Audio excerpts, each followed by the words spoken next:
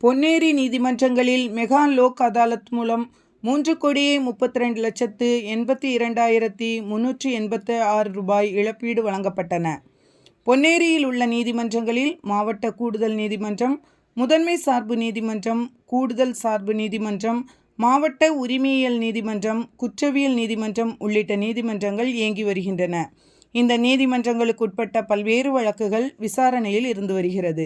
இந்த நிலையில் தேசிய சட்டப்பணிகள் ஆணைக்குழு, மாவட்ட சட்டப்பணிகள் ஆணையம், திருவள்ளூர் பொன்னேரி தாலுகா சட்டப்பணிகள் குழு சார்பில் சிறப்பு மெகா லோக் அதாலத் கூடுதல் மாவட்ட நீதிமன்றத்தில் மாண்புமிகு மாவட்ட கூடுதல் நீதிபதி சிவக்குமார், முதன்மை சார்பு நீதிபதி ஜெகதீஸ்வரி, கூடுதல் சார்பு நீதிபதி எழிலரசி, மாவட்ட உரிமையியல் நீதிபதி கீர்த்தனா, நீதித்துறை நடுவர்கள் மஞ்சுளா, சரண்யா செல்வம் என 4 அமர்வுகள் அமைக்கப்பட்டு கோப்புகள் எடுக்கப்பட்ட வழக்குகள், மோட்டார் வாகன விபத்து, மாற்றுமுறை ஆவண சட்ட முன் வழக்குகள் மற்றும் சேர்க்கை வழக்குகள், நிலுவை வழக்குகள் என 700 வழக்குகள் எடுக்கப்பட்டு அதில் 426 வழக்குகள் தீர்க்கப்பட்டன.